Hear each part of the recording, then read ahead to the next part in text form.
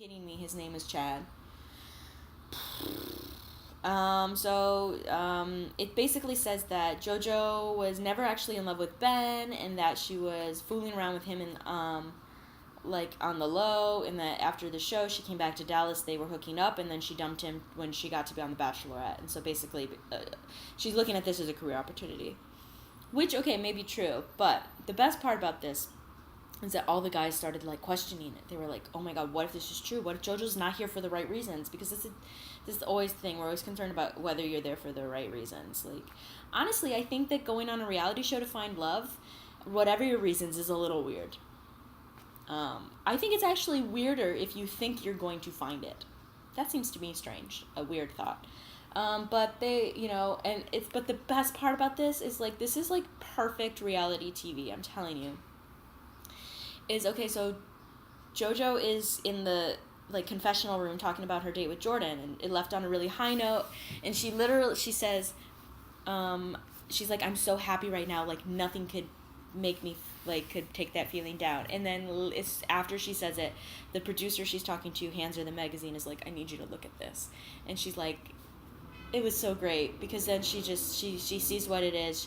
She sees that it's this guy, her ex-boyfriend Chad, and she just starts bawling. It's to go from literally saying nothing can break the happy level of happiness that I feel right now, to where she is literally 3 minutes later is like amazing. She goes and talks to the guys, and she's like, basically, this guy's a shithole. He's a horrible human being. I never should have been with him. It's making me relive this really horrible time in my life, blah, blah, blah. And the guys believe her, and I think I do too. Like, I remember last year during The Bachelor, when it was like down to the wire, it was like the last 3 of them or so, and this guy called her up, and like you could tell from the way they were talking and all that they were not together, and that he was trying to get her back. So this is clearly him trying to like pull something. But whatever. So anyway, that was some good drama. And then she goes on that date with Robbie, the guy who is in love with her, and I don't remember even what they did.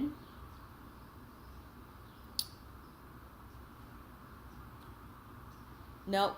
I have no remembrance of anything that they did. But after they did it, no, they jumped into a gorge or something. There were cliffs. I don't know. They were both scantily clad. I'm just not here for that. He tells her, but he does tell her, "I'm in love with you." And instead of taking that as like a sign of, maybe something's up with Robbie, this guy who literally I don't remember ever seeing before. I mean, it's one thing to fall in love quickly when you're around that person a lot, but like, again, he's never had even a one-on-one interaction with her outside of just like the 5 minutes that they get at the cocktail parties. Like, dude, you're not in love with her. Like, you're not.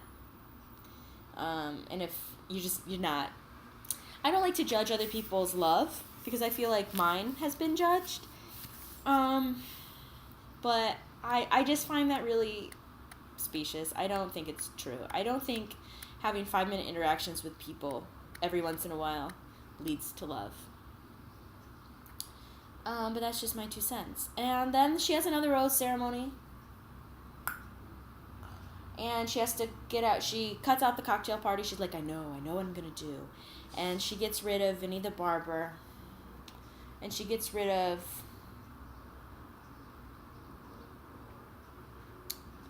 another guy, and she gets rid of Grant. So there goes the last remaining man of color on the show. And I knew he was gone because they never focused on him. He was only there for like diversity, let's be real. He's a nice guy, and probably if this weren't The Bachelor or The Bachelorette, whatever the fuck, like, but it was, so he had no chance. And that is about it.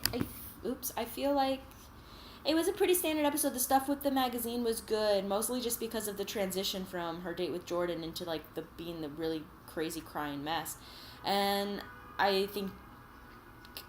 trying to think, like, I liked Vinny. He was nice. And a barber, and I respect that. And I still don't have, oh, she got rid of Evan, the lesbian. Evan, the erectile dysfunction specialist lesbian. She got rid of him, and he cried, and Vinny cried, and Grant didn't cry, but he got teary. And I just feel really bad for these. I think sometimes when I watch these shows, it's like, I judge Robbie's falling in love, but like I still like sort of, because there are some guys on there who are absolute trash and some women who go on The Bachelor are absolute trash, but it's weird in as much as I cannot relate to the way that they're trying to find love.